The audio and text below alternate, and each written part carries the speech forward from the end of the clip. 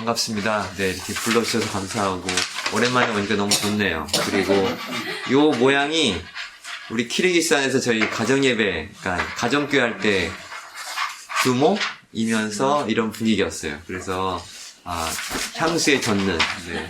선교지에서 떠난 지 벌써 몇 년 돼가지고, 그때가 그립네요. 네. 그래서 오늘 같이 예배하게 돼서 너무 감사하고, 이렇게 같이 예배 드리니까 선교지를 더 빨리 가고 싶은 마음이 막 불일듯 일어납니다. 네. 원래 우리 기준 목사님이 여기 교회 가면은 그때 하라고 했던 메시지가 있는데 그거 안 하고 다른 거 다음에 아사하는 걸로 하나 남겨놔야 될 것 같아요. 여호수아서 말씀 같이 잠깐 나누면서 주께서 또 오늘 우리 교회에게 주시는 마음을 좀 나누고 싶습니다. 여호수아서를 시작으로 이제 구약의 역사서가 시작이 되는 겁니다. 원래 히브리 문학으로 치면 이제 우리 여호수아서는 전기 예언서라고 얘기하는데요.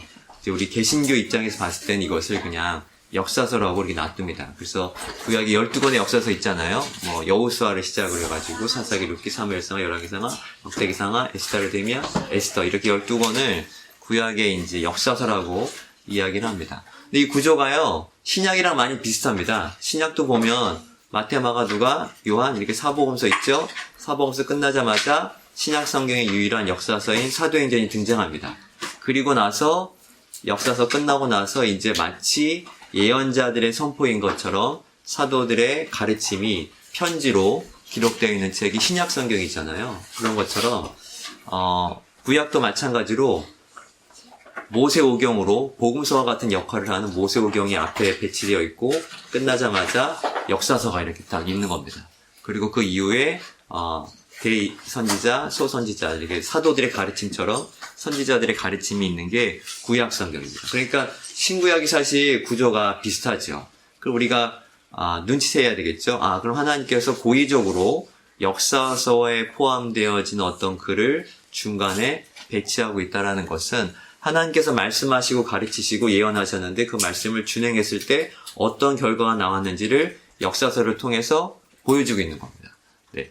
예수님께서 모든 민족으로 제자를 삼으라 라고 말씀하시고 그 말씀에 대한 순종의 결과가 사도행전에 나와 있는 것처럼 모세의 오경을 통하여서 주께서 말씀하신 그 가르침과 율법을 백성들이 준행하고 또 준행하지 않았을 때 어떤 결과물이 나왔는지를 역사서가 보여주고 있는데 그 첫 출발점이 구약은 여호수아서라는 거죠. 그래서 역사서를 읽을 때는 하나님 말씀이 있고 그 말씀에 순종했던 사람들의 결과가 어땠는지를 겸비하면서 보시면 역사서 이해하는 게 좀 쉽습니다. 그래서 여호수아서를 읽을 때 이게 역사서의 한 부분이기 때문에 요거를 좀 기억하면서 읽으시면 좋습니다. 첫 번째는 여호수아서는 사사기, 룻기랑 같이 읽으면 좋습니다. 여호수아서, 사사기, 룻기가 사실 3부작입니다. 엄밀히 말했을 때. 왜 그러냐면 여호수아서는 뭐 다 읽어보셔서 아시겠지만 여호수아서는 얼핏 보기에 승리의 책입니다. 막 정복하고 막 그 땅을 이제 다스리는 막 들어가는 그런 땅이기 때문에 그런 책이기 때문에 승리하는 모양의 책으로 우리가 많이 이해합니다. 맞죠? 근데 반대로 그 다음에 바로 나타나는 사사기는 어떻습니까? 사사기는 완전 반대되는 책이에요. 계속 실패하는 이야기, 죄짓고 무너지고 다치는 이야기, 그리고 회복되지 못하는 이야기가 사사기에 등장한다는 것이죠. 근데 잘 보면 여호수아 시대의 이스라엘 환경이 더 안 좋습니다. 상황이. 그때는 사실 군대들도 사실 없는 상태였고 유목생활, 방랑생활하다가 그러니까 말이 방랑생활이지 거지생활이거든요. 거지생활하다가 그 철기 문명이 있는 가나안에 들어가야 되는 거예요. 그러니까 무기도 변변이 없던 이스라엘 60만 군대가 그 철기 문명을 갖고 있는 가나안 족속을 무찌르고 들어가는 이야기거든요. 그러니까 상황이 더 안 좋은데 승리한단 말이에요. 계속 승리하고 정복하는 이야기가 여호수아에서 나오고 사사기는 이제 정착을 한 거예요. 적과 꿀이 흐르는 땅에 정착을 해서 그 이스라엘 백성들도 이제 가나안에 있었던 철기 문화를 받아들여가지고 무기도 있고 뭐 군대도 한번 있고 또 옛날에 전쟁도 치러봐가지고 이제 싸움도 할 줄 알고 뭐 이런 상황인데 계속 얻어 터지는 얘기인 거거든요. 그러니까 왜 상황이 안 좋은데 여호수아 시절에는 계속 이겼고 사사기는 완전 반대. 상황은 더 좋아졌는데 왜 계속 얻어 터지느냐, 왜 매를 맞느냐, 이거를 보는 거죠. 이게 완전 다른 얘기거든요. 근데 이제 우리 사사기는 이 하강 곡선 구조잖아요. 계속 이 죄지고 반복되는 게 떨어지는 구조로 되어 있습니다. 하나님을 배신하고 저버립니다. 하나님 말씀에 순종하지 않고 죄를 지으니까 주변 국가를 하나님께서 세우셔서 이스라엘 백성을 칩니다. 그러면은 그제서야 이스라엘 백성이 회개하고 주께로 나옵니다. 그러면은 하나님께서 사사를 세우십니다. 그러면 그 사사 12명이 이 사람들을 구원했다는 이야기를 쓴 게 사사기거든요. 근데 이렇게 어떤 큰 가르침이잖아요. 이렇게 죄를 지었는데 구원받았어. 그럼 이게 구원받았으니까 회복이 되고 좀 성장을 해야 되는데 사사기는 반대라는 거죠. 계속 하강 내려가는 곡선을 그리는 것이 사사기라는 거예요. 이런 죄가 점점 만연해지는, 그래서 결국 마지막에는 막 살인사건, 막 음란하고 막 이런 사건들이 막 여기 19금 이야기가 막 나오잖아요. 그러니까 이런 이야기들이 계속 나온단 말이에요, 사사기에. 그러니까 왜 그랬냐는 거죠. 왜 상황이 더 좋았는데 이렇게 망해가느냐. 그러니까 하나님 말씀에 순종하지 않은 사람들의 결과물을 여호수아서와 사사기 때 보여주고 있어요. 그리고 이렇게 점점점 악해지고 있는 시대 가운데 그러면 하나님은 뭐 했습니까? 도대체 그 하나님은 이 악해진 사람들을 그냥 냅두고 그냥 한 번씩 구원해주고 끝나는 겁니까? 왜 이 세상이 악해지고 시대가 악해진다고 말하는 지금 이 시대 같이 그런 시대에 왜 하나님은 가만히 계셨습니까? 라고 질문할 수 있는데 그 답이 뭐냐면 룻기입니다. 그 답이 바로 룻기예요.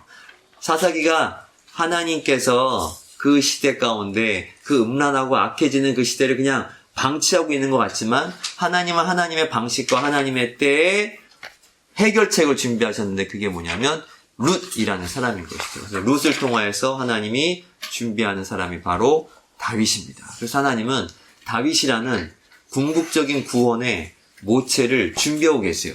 근데 이것은 사람들이 생각하기에 사람들의 생각과 사람들의 시기와는 좀 동떨어져 있죠. 왜 지금 아니야? 왜 지금 안 해주셔? 왜 지금 우리를 구원해주지 않은 거야? 이 세상 이렇게 악하고 교회가 욕먹고 있는데 왜 가만히 계신 것 같지만 하나님은 그 중에서도 그 가운데서도 하나님의 방법과 하나님의 시기, 하나님의 때에 따라서 구원의 길을 다시 말하면 구속사를 완성하신다는 것이죠. 그게 바로 사사기 다음에 등장하는 룻기라는 책입니다. 그래서 이 여호수아서와 룻기를 사사기를 잘 읽어보시면 중간중간 하나님의 구속사를 완성하고자 하신 하나님의 구원 이야기가 등장합니다. 이따 끝에 말씀드리겠지만 라합이라는 사람을 준비하시고 사사기 끝나고 룻을 준비하시는 겁니다. 그래서 그 둘을 통하여서 하나님께서 준비하신 궁극적인 구원의 모체 다윗을 우리 가운데 보여주신다는 것이죠. 또 한 가지 역사서를 읽을 때 우리가 기억해야 될 것은 성경은 그 어디에도 영웅을 기록하고 있지 않습니다. 네. 예수라는 2000년 전 죽으신 청년 그 예수 이외에는 그 어디에도 영웅을 이야기하고 있지 않습니다. 그래서 우리가 여호수아서 읽다 보면 여호수아서가 너무 여호수아라는 사람이 위대해 보이잖아요. 그러니까 약간 이렇게 영웅처럼 우리가 여호수아서를 읽습니다. 사사기도 마찬가지입니다, 여러분. 사사기를 잘 해석하기 위해서는 그 사사 12명이 다 영웅이라고 생각하시면 안 돼요. 의인이 아닙니다. 성경은 영웅에 대한 이야기를 쓰는 게 아니고 누구에게 쓸까요? 누구에게 쓰는 걸까요? 성경은 죄인에 대한 이야기를 하고 있는 겁니다. 예수 이외의 모든 등장인물들은 다 죄인에 대한 이야기인 겁니다. 아브라함 마찬가지입니다. 다 죄인에 대한 이야기예요. 아브라함을 믿음의 조상이라고 하는 이유는 아브라함의 믿음이 대단한 것도 있긴 있죠. 한두 건 사건. 하지만 한두 번의 사건으로 그 사람을 믿음의 조상이라고 말할 수 없습니다. 아브라함을 믿음의 조상이라고 말하는 이유는 아브라함이 대단한 믿음을 보였기 때문에 그 인생 전반에 걸쳐서 끊임없이 믿음을 보였기 때문이 아니고 아브라함의 인생을 보니까 이 구원이라는 것을 이루기 위해서 하나님의 엄청난 열심이 있더라. 이 구원은 하나님만의 열심을 이룰 수 있다는 것을 궁극적으로 잘 보여준 인물이 아브라함이기 때문에 아브라함을 믿음의 조상이라고 하는 거거든요. 그러니까 아브라함을 포함한 여호수아 모든 사람들은 다 죄인의 이야기를 하고 있는 겁니다. 그러니까 저와 여러분과 비슷한 거죠. 사실 별반 없는 겁니다. 우리와 똑같은 죄인의 이야기 가운데 하나님께서 어떻게 우리를 구원하시는가, 이것이 성경에서 우리 가운데 보여주고 있는 이야기입니다. 그래서 이 여호수아서 잘 읽어보시면 여호수아서는 영웅전이 아닌 거죠. 네. 이건 어떻게 보면 성장 드라마인 겁니다. 그래서 우리 여호수아서의 시작과 끝이 재밌지 않습니까? 여호수아 시작은 1장 1절에 오늘 읽은 본 말씀 가운데 여호수아를 뭘로 묘사하냐면 모세의 종이라고 되어 있어요. 원어로 보면 발을 닦는 사람이라는 의미입니다. 그냥 모세의 발을 닦는 수준의 그런 그냥 종처럼 묘사되어진 게 여호수아예요. 근데 그 여호수아가 그렇게 시작을 했는데 이 여호수아서 맨 끝장 24장 29절에 가면 여호수아를 어떻게 표현하냐면 여호와의 종이라고 표현을 합니다. 딱 한 번 등장합니다. 그러니까 모세의 종, 어떤 위대해 보이는 사람의 수종자 역할을 했던 그냥 종 노릇했던 여호수아가 어떤 과정을 거치면서 여호와의 종으로 그 한 죄인이 여호와의 종으로 변화되어지는 이야기가 바로 여호수아서인 겁니다. 그래서 여호수아뿐만 아니라 여호수아와 함께 그 가나안의 정복 전쟁을 하러 들어갔던 이스라엘 모든 백성의 성장 드라마가 여호수아서이라는 겁니다. 그래서 이 이야기들을 통해서 그렇다면 이 사람들이 어떻게 그냥 일반 종, 죄인, 그랬던 사람이 어떻게 여호와의 종으로 변화되었는가? 그 이야기가 이제 본문 가운데 쭉 나오겠죠. 근데 오늘은 1절과 2절 안에서 두 가지 정도만 함께 나누고 기도하고 싶습니다. 그 성장 드라마 가운데 이들을 변화시킨 중요한 계기가 있습니다. 그것은 뭐냐면 첫 번째는 모세가 죽었다는 겁니다. 네. 우리 본문 말씀 보니까 모세가 죽었다는 말이 무려 몇 번? 2번이나 등장합니다. 네. 이 짧은 구절 안에 2번 등장합니다. 네. 모세가 죽었다는 것이 여호수아와 여호수아 백성의 성장 드라마의 첫 번째 이유인 겁니다. 네. 아멘이 없을 줄 알았어요. 모세가 죽은 거랑 그거랑 무슨 상관입니까? 모세가 죽은 게 진짜 중요합니다. 왜냐하면 모세가 어떻게 죽었냐면 모세가 시름심 앓다가 병 걸려 죽은 게 아닙니다. 그 여호수아서 바로 앞장이 신명기 34장이거든요. 거기 펼쳐보시면 10절인가? 모세를 뭐라고 설명하고 있냐면요. 모세가 120살인데요. 눈이 흐리지 않대요. 그리고 기력이 쇠하지 않았다는 거죠. 딱 봐도 저보다 건강해 보여요. 진짜로. 난 지금 기력이 없거든요. 사실 몸이 안 좋아서. 모세는 그렇지 않았다는 거예요. 아니, 그게 건강한 사람이 눈이 120살에 눈이 흐리지 않대. 우리는 벌써 눈이 흐릿흐릿해지지 않아요? 동진아? 우리 눈이 흐릿해지잖아요. 이게 잘 안 보인다고. 근데 모세 그렇지 않았다는 거예요. 근데 왜 죽었습니까? 시름시름 앓다 죽은 게 아니에요. 그냥 갑자기 죽은 거예요, 갑자기. 무슨 말이냐면 모세의 때가 다 된 겁니다. 그래서 하나님이 데려가신 거예요. 모세는 모세의 역할을 다 한 거예요. 이제 기능을 다 한 겁니다. 그래서 하나님께서 데려가신 거예요. 그러니까 하나님의 계획이 그 다음 플랜이 있으신 거지. 그러니까 모세를 그는 건강했지만 그 건강한 몸으로 여호수아 끌고 가나안에 들어갈 수 있는 사람이었지만 때가 돼서 하나님께서 데려가신 거고 그 다음 하나님의 스텝이 있었던 거예요. 임무를 다한 모세를 대신해서 스텝이 있었던 거예요. 왜 그랬냐면 그 다음 진짜 새로운 세대가 일어나서 새로운 세대, 새로운 일을 하기 원한 겁니다. 세술은 새 부대에 담기를 원하는 이 하나님의 원칙이 구약 가운데도 동일하게 이루어지길 원하셨던 건데 모세가 죽고 이제 여호수아가 세워졌어요. 그럼 여호수아 입장에 봤을 때는 모세가 있으면 여호수아라는 걸쭉한 여호와의 종이 나왔겠습니까? 저는 그렇게 생각하지 않습니다. 나오지 않았을 거예요. 모세는 여호수아에게 있어서 어떤 사람이었겠습니까? 네. 여호수아는요, 모세만 따라다녔어요. 아니지. 이스라엘 전체가 모세만 따라다녔어요. 모세가 있으면 다 해결됩니다. 그렇지 않습니까? 앞에 바다가 있어. 근데 모세가 있으면 갈라지는 겁니다. 예? 목말라 죽겠어. 이제 다시 에집트로 돌아가야 돼. 근데 모세가 있으면 반석에서 불이 나오는 거예요. 적군이 엄청나게 큰 군대가 있어가지고 이제 지게 생겼어. 우린 다 죽었어. 그런데 모세가 손을 들면 전쟁에서 이기는 거예요. 배고파 죽겠어. 이제 못 먹겠어. 이제 먹을 게 하나도 없어. 다 떨어졌어. 이집트 가져오는 거 다 떨어졌어, 이제. 그런데 모세가 기도하니까 하늘에서 먹을 게 떨어지라는 거지. 그러니까 모세는 해결사예요. 모세가 없으면 이스라엘 백성은 아무것도 못하는 거예요. 이거를 이스라엘 전체로 보면은 적용하기가 쉽지 않지만 여호수아라고 생각해 보세요. 저와 여러분들이 여호수아라고 생각해 보세요. 하나님께서 우리에게 새 일을 맡기셨고 새 역할을 감당시키셨고 새 교회를 맡기셨는데 우리 안에 모세가 있으면 절대로 그 다음 스텝을 못 받는다는 거죠.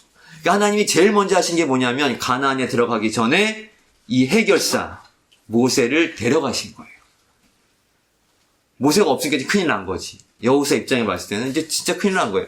모세가 있어서 모든 걸 다 했었는데 다 해결할 수 있었고 사실 걱정이 100이라면 모세 덕분에 한 10밖에 안 했을 거라 나머지 90은 다 모세가 있을 거라고요.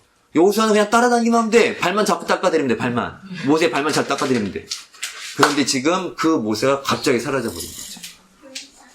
시름시름 앓다가 이제 곧 죽을 것 같아. 한 5년 있다 죽을 것 같아가 아니고 갑자기 죽었다니까요. 갑자기 건강했던 분이 갑자기 죽었어요. 그때 그 충격을 여호수아와 백성이 고스란히 받고 그 다음 스텝을 밟는 겁니다. 모세가 죽지 않았으면 여호수아는 절대로 그 백성과 함께 요단강 물이 흐르고 있는 요단강에 발을 내딛지 못했을 겁니다. 근데 지금 모세가 없어요. 모세가 없으니까 발을 내딛을 수밖에 없는 그 벼랑 끝으로 간 거죠. 그래서 모세는 그때부터 하나님의 역사를 감당하는 사람으로 성장하기 시작한 겁니다. 네.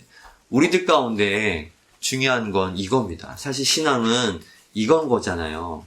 우리들 안에 있는 모세를 제거하며 사는 것이 신앙의 발걸음인 겁니다. 저와 여러분 가운데는 하나님 이외, 예수님 아닌 다른 의지하고 있는 나의 해결책이라고 생각했던 그것들을 하나하나 없애가는 삶이 신앙인 거거든요. 여호수아가 마찬가지입니다. 여호수아가 성장 드라마라고 했잖아요.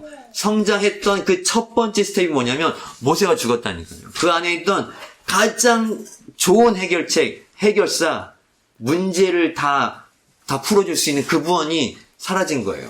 그것이 지금 이 시대 가운데는 모세라는 돈으로 나올 수도 있고 뭐 욕망으로 나타날 수도 있고 뭐 욕심으로 나타날 수도 있고 뭐 권력으로 나타날 수도 있고 여러 가지로 나타날 수 있겠죠. 뭐 어떤 사람 집으로 나타날 수 있겠고 뭔가 나타나겠죠. 그거를 제거했을 때 진짜로 성장의 첫 번째 발걸음을 내딛을 수 있다는 겁니다. 그러니까 우리의 신앙은 우리 안에 있는 혹시 나도 모르게 내 안에 이렇게 심겨져서 자라고 있는 그 모세라는 씨앗을 제거하는 겁니다. 그리고 정말 그 하나님만 의지하는. 그래서 주님께서 말씀하시잖아요. 계속 여호수아서 1장 전체를 보면은 4번 등장하는데 강하고 담대하를 계속 반복하세요. 반복하시는 겁니다. 모세를 데려가시고 강하고 담대하란 말을 반복하시는 거죠. 이게 신앙이라고 우린 여호수아서를 읽으면서 알 수가 있습니다. 두 번째는요. 네, 이 전쟁의 본질을 잘 알아야 된다는 겁니다. 여호수아가 성장했었던 두 번째 이유는 전쟁의 본질을 잘 알고 있었던 겁니다. 아니, 전쟁의 본질을 배워갔던 겁니다. 이게 성장할 수 있던 계기였어요. 구조를 보시면 잘 알 수 있는데 여호수아서 구조는 사실 정복전쟁 이야기라고 우리가 흔히 알고 있지만 정복전쟁 이야기지만 정복 이야기는 별로 적혀있지 않습니다. 1장부터 12장까지는 전쟁 준비잖아요. 1장부터 6장까지는 전쟁 준비입니다. 그리고 6장부터 뭐 조금 이제 전쟁 이렇게 하는 이야기가 나옵니다. 그리고 12장까지 정복하고 13장부터 이제 뭐 분배한 이야기가 나와요. 22장까지 분배하고 22장부터 24장까지 여호수아의 마지막 고별 설교거든요. 그러니까 마치 우리가 여호수아서는 정복 전쟁 이야기 같은 뭐 스펙타클한 이야기를 기대하겠지만 여호수아서는 전쟁에 관한 이야기가 한 4장 정도밖에 없습니다. 나머지는 다 전쟁을 준비하거나 끝났어? 했는데 분배하거나 혹은 아직 정복하지도 않은 땅을 막 지들 마음대로 분배하거나 여호수아가 뭐 이제 설교, 신명기에서 모세가 설교했던 것처럼 설교하는 이야기로 끝나고 있어요. 그러니까 이 전쟁은 사실 전쟁 이야기가 아니고요. 그것보다 더 중요한 전쟁에 대한 이야기를 하고 있는 겁니다. 가나안에서 있었던 이 전쟁 이야기는 이스라엘과 여리고, 그러니까 가나안과의 싸움이 아니고 이스라엘과 하나님과의 관계 싸움인 거죠. 이 관계 싸움인 겁니다. 하나님과의 어떤 관계가 있을 때 전쟁에서 승리할 수 있는가. 그래서 우리가 이것이 확장돼서 사사기를 비롯한 이후에 있는 신명기 사관을 가지고 있는 성경 전체 영향을 줘요. 하나님 말씀에 순종했을 때 전쟁이 승리하는 겁니다. 하나님 말씀에 순종하지 않을 때 전쟁이 실패하는 거죠. 당신이 얼마나 대단한 무기를 준비했습니까로 전쟁에 승리하는 것이 아니고 당신 하나님과 어떤 관계입니까? 하나님 예배하는 그 자리에서 어떻게 예배하고 있습니까? 그 코람대오가 어떻게 이루어지고 있습니까가 우리 인생 가운데 전쟁의 승패를 결정한다는 거죠. 그러니까 이 전쟁을 잘 싸우기 위해서 우리 그 주일날 교회에 나오기 이외에 모든 시간 가운데 무기를 잘 준비해야지. 그리고 뭐 기도생활, 예배생활 하나 전혀 없이 막 계속 무기만 다 만지고 있는 사람이라면 절대로 전쟁에 승리할 수 없다는 거죠. 네. 그 매 순간마다 하나님 앞에 서 있는 예배자로 하나님과 어떤 관계를 맺고 살고 있는가가 전쟁의 승패를 결정합니다. 그러니까 전쟁의 본질은 눈앞에 있는 여리고가 아니고 내 안에 있는 여리고라는 것이죠. 그래서 내 안에 있는 여리고가 무너지지 않으면 눈앞에 있는 여리고는 절대로 무너지지 않는답니다. 네, 저도 배우고 있는 중입니다. 않는다는 거죠. 그러니까 많은 사람들이 신앙을 그렇게 하는 거죠. 하나님, 눈앞에 있는 여리고성, 이거성 나한테 너무 큽니다. 이거 무너뜨려 주시면 내가 이거 하겠습니다. 약속하신 거 하겠습니다. 주님 원하시는 거 하겠습니다. 이렇게 사는데 그것이 아니라는 거죠. 네. 내 안에 있는 여리고가 무너지면 눈앞에 있는 여리고는 아무것도 아닌 게 되는 겁니다. 그래서 제일 먼저 우리가 주목해야 될 것은 우리 안에 있는 여리고. 어떤 목사님 그런 얘기 하시더라고요. 이스라엘 백성이 이집트에서 나오는 건 하룻밤이면 되지만 이스라엘 백성 안에 있는 이집트를 꺼내는 건 40년이 걸리는 거라고. 우리가 그 신앙의 싸움을 하는 거라고 얘기를 하더라고요. 정말 가슴에 와닿는 멘트였어요. 그러니까 우리도 어쩌면 이런 싸움을 계속 하고 있는 거죠. 근데 이 싸움의 본질이 좋은 무기를 준비해야겠다. 혹은 우리 자녀들에게 좋은 무기를 쥐어주고 만들어지기 위해서 뭔가 신앙보다 학업이 우선이라든지 뭐 이런 어떤 형태들이 있잖아요. 그런 무기를 아무리 준비한다 할지라도 우리 자녀들이 하나님 앞에 서는 그 코람데오의 신앙을 갖지 못한다면 이 아이들은 동일하게 세상에 나아가서 또 그냥 루저가 되는 거죠. 패하게 돼 있는 겁니다. 이들에게 좋은 무기를 쥐어주는 것도 중요하겠지만 그것보다 먼저 하나님 앞에 서서 코람데오 신앙이 무엇인지를 가르치는 것이, 하나님과의 관계를 맺는 가장 첫 번째 걸음이 무엇인지를 가르치는 것이 자녀들을 위한 가장 좋은 신앙 교육이라고 저는 믿습니다. 그러니까 오늘 우리가 이렇게 함께 나누는 이 시간에도 사실 코람데오 하시는 거잖아요. 함께 물론 이렇게 저를 마주보고 앉아있지만 하나님, 여러분 지금 코람데오 하고 계신 거잖아요. 하나님 앞에 서 있는 자들로 내가 어떻게 서 있는가. 나와 있는 것과 나와서 그 하나님과 관계를 맺는 건 다른 겁니다. 주일날 이 교회 나올 수는 있죠. 그리고 이렇게 창문을 바라보면서 앉아있을 수는 있습니다. 앉아있지만 마음은 얼마든지 딴 데 갈 수 있습니다. 얼마든지. 그거는요, 이게 진짜 무기인 거죠. 그래서 우리 자녀들에게 줄 진짜 무기는 교회 나와서 강대상을 보고 앞을 바로 보고 앉아있지만 내 마음이 하나님을 향해 있을 수 있도록 교육하는 것. 그것이 우리 가운데 가장 강력한 무기를 쥐어주는 힘이라고 믿습니다. 정말 그렇게 살아가는 거죠. 우리 삶은 정말 그렇게 살아가야 되는 겁니다. 그러니까 이 싸움은 여호수아에게 맡기신 이 싸움은 야, 무기를 잘 준비하고 분비하고 그 60만 군대를 잘 훈련시켜서 저 철병거를 무찔러라 라는 말씀이 아닌 거잖아요. 이미 초장에 그 땅은 다 줬다라고 말씀하셨어요. 이미 다 줬다. 이미 다 줬다라고 과거형으로 말씀하고 계세요. 본문 말씀 좀 뒤에 보시면 내가 이미 너에게 줬다라고 말씀하세요.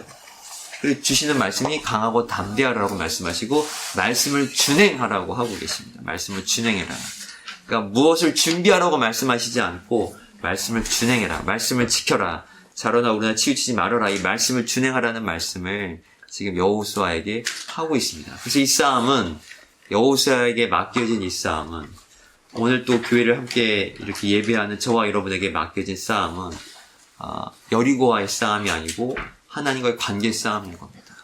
이 관계, 매주 나오는 이 시간 하나님과 관계, 하나님 앞에 코람데오 했을 때 정말로 내가 나의 이 방향만 관계 싸움이 아니고 내 마음과 내 시선과 내 세계관과 내 모든 영이 하나님을 향해 있는가, 이것을 보는 것이 이 싸움의 승패를 가르는 가장 중요한 척도라는 것입니다. 이렇게 했을 때 여호수아에게 이제 승리가 막 진행이 되겠죠. 그래서 오늘 본문 말씀을 읽고 그 말씀 이후에 강하고 담대하라고 얘기합니다. 요단강 건너라고 얘기합니다. 그리고 이스라엘 백성들도 얘기합니다. 뭐라고 얘기하냐면 내가 모세를 따랐던 것처럼 여호수아 당신을 따르겠습니다라고 백성들도 지지합니다. 그렇죠. 이제 엄청 기세가 등등합니다. 무기도 없는 애들이 막 기세가 등등해서 함성 지르고 있는 거예요. 지금 다 하겠다고. 가면 돼. 이 기세로 전쟁은 사실 기거든요. 기백이거든요. 이 기백으로 이제 막 쳐들어가면 돼요. 그리고 그 전에 이미 모압을 쳤어요. 그래서 모압 전쟁에서 승리했습니다. 그래서 이 소문이 여리고에도 들렸어요.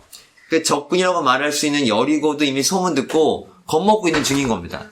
얘네가 벌써 그 지역의 대빵이었거든요, 모압이. 근데 모압 쳐가지고 모압 전쟁이 이긴 겁니다, 지금. 그러니까 여리고가 겁먹고 있어요. 그러니까 지금 이 기세로 우르르 들어가면 그냥 진짜 쉽게 여리고 이길 수 있는 그런 상황인 거예요. 다 지지하고. 하나님도 반복해서 강하고 담대로 이미 졌다, 걱정하지 말아라. 그냥 들어가면 돼. 근데 여호수아가 진짜 이상한 짓 합니다. 뭐 하냐면, 이제 2장 탁 넘어가면, 정탐을 보내요. 근데 이 정탐 보낸 사건은 여러분 다 아시겠지만, 그 가데스 바네아에서 사실 정탐 보내는 바람에 38년 뺑뺑 돈 거거든요.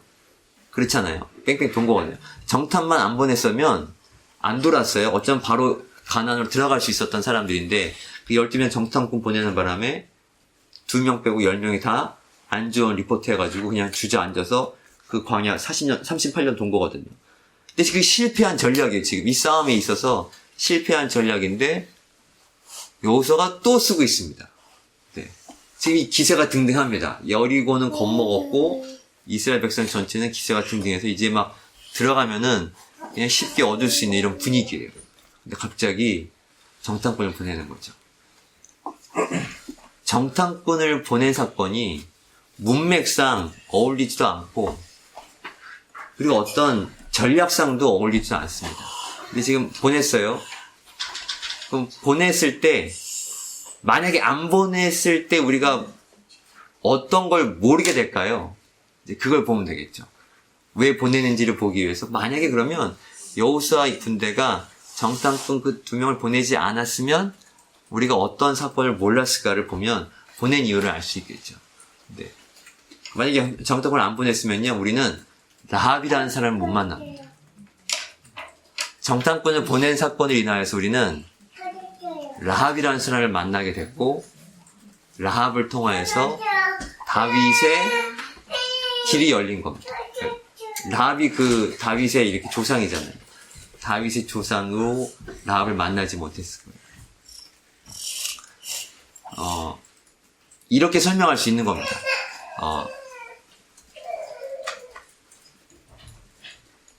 라합 하나를 지금 만나기 위해서 우리들이, 그리고 이스라엘 백성이 라합이라 하나, 기생이잖아요, 창녀.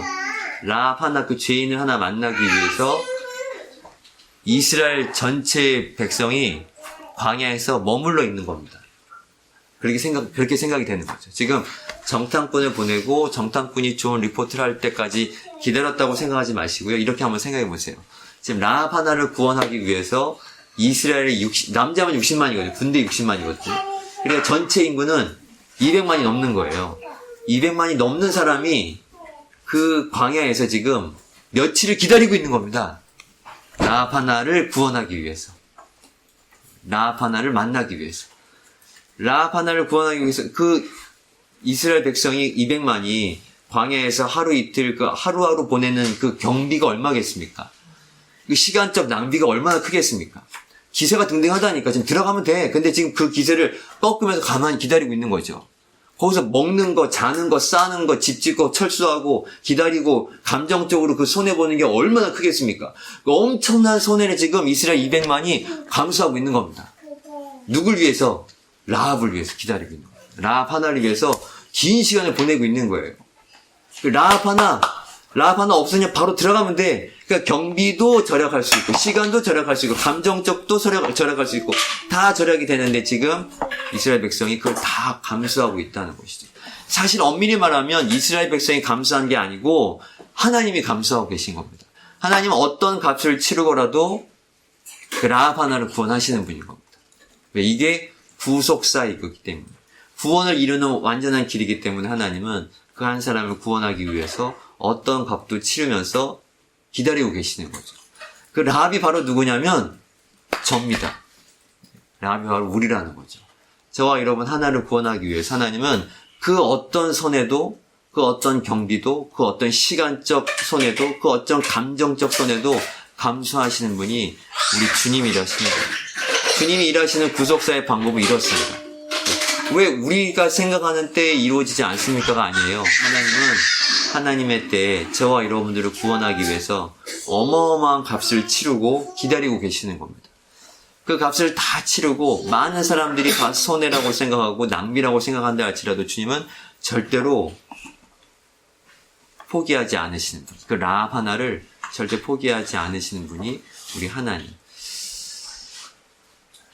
이렇게 오랜만에 만나서 함께 나누는 이야기 가운데 새로 뭔가를 시작하시는 우리 사랑하는 교회 위에 좀 우리 가운데는 모세가 있다면 이미 죽었습니다, 여러분. 네, 제거된 겁니다. 여러분 이제 정말 의지할 거 하나도 없이 주님만 의지하며 가는 겁니다. 이 전쟁의 본질은 우리가 얼마나 사역을 잘하고 얼마나 날카로운 무기를 준비했냐가 아니고 이 전쟁의 본질은 우리 안에 있습니다. 우리 안에 하나님과의 관계 안에서 이 전쟁의 승패는 결정될 수 있습니다. 그리고 미션이 있습니다. 어떤 미션이 있냐면 어마어마한 값을 치르고라도 손해를 보시더라도 라합을 구원하시는 겁니다. 라합 하나를 위해서 엄청난 손해를 감수하는 미션이 우리 가운데 있는 겁니다. 왜냐하면 예수님께서 그렇게 사셨기 때문에 우리 안에 이것을 감수할 만한 값어치가 있는 거죠. 네, 제가 말씀을 마무리하면서 사진 하나 보여드릴게요. 우리 짠 시우입니다. 네, 시우인데요. 네, 시우가 이번에 그 튀르키예 시리아 난민 단기 선교 갔다 왔거든요. 얘가 6일 왔어요.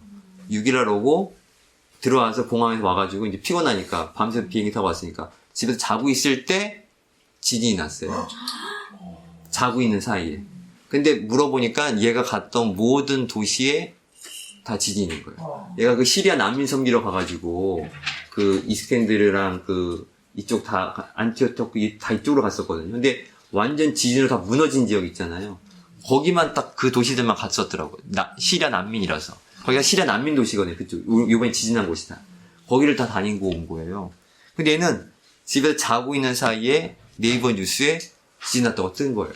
근데 진짜 우리가 가슴을 쓸어내렸어요. 그래서 방문을 열고 확인을 했다니까? 자고 있는 거 맞지 하고.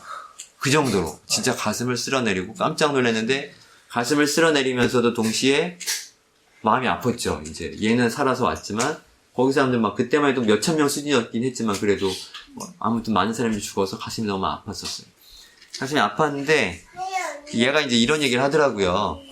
그 세종시에 있는 그 교회에서 뭐 간증을 했더라고요. 저는 못 들었는데 간증을 했는데 이제 이런 얘기를 하더라고. 뭐라고 했냐면 이제 결국 얘가 복음을 증거한 친구들이 있어요. 그 지역에. 근데 이제 제일 궁금했을 거 아니에요. 그 복음을 들었던 친구들이 어떻게 됐는지. 그래서 나중에 선교사들이 가가지고 다 알아본 거야. 그래서 죽은 애도 있겠지만 다 대부분 살아가지고 복음 들었던 사람들이 다 살았다. 이제 그런 이야기를 들었고 그랬죠. 근데 정말 놀라운 게 뭐냐면 이제 웃기려고 하는 얘기는 아닌데요.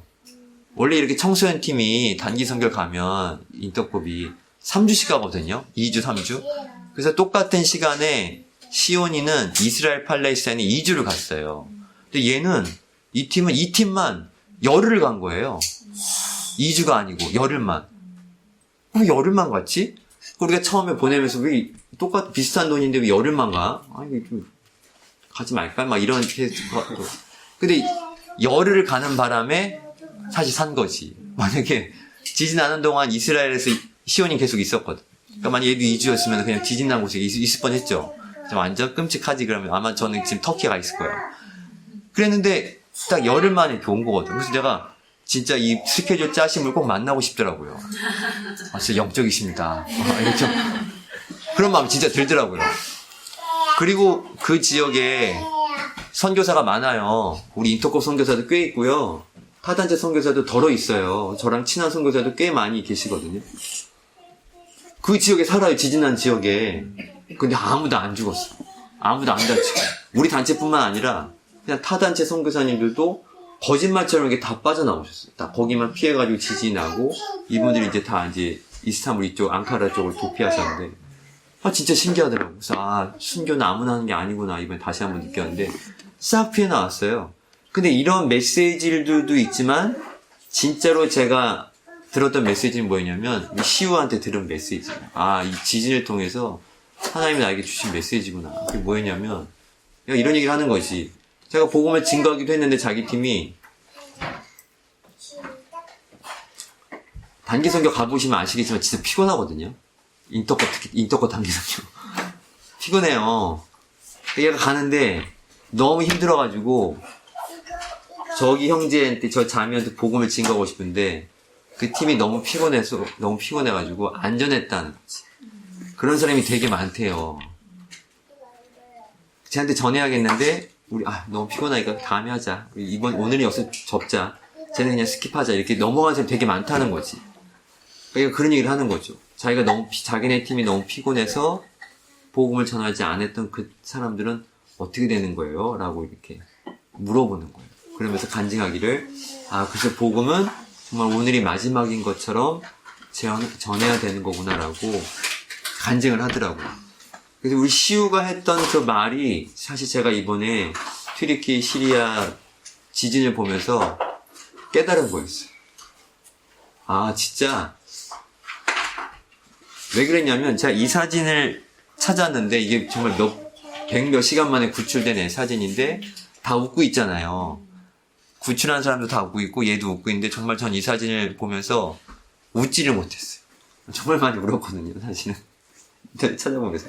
왜냐면 나는 키르기즈 그 한 사람을 위해서 다 쏟았나? 그런 생각이 드는 거예요. 나는 얼만큼 쏟았나? 내 인생에 정말 얼마나 쏟았나? 그리고 지나왔던 그 영혼들이 막 기억이 나면서 내가 전도해서 우리 교회에 남아있는 애들 말고 진짜 이렇게 막 전도하다가 힘들어가지고 못 전한 애들이 있거든요. 그래도 한 두세 번 하다가 버릇 없어가지고 그냥 포기한 애들도 있었고 내가 정말 다 쏟았나라는 생각이 들면서 진짜 슬프더라고요. 그래서 우리 시우 간증을 들으면서 정말 많이 회개했어요. 진짜 복음은 오늘이 마지막인 것처럼 증거해야 되고 얘 하나 구원하기 위해서 얼마나 많은 중장비와 얼마나 많은 사람들이 다 몰려들어가지고 얘 하나 구원했겠습니까? 그러니까 다 기뻐하잖아요. 근데 우리는 그 한 사람을 위해서 이 시대를 살고 있는 라합 하나를 위해서 다 쏟았는가?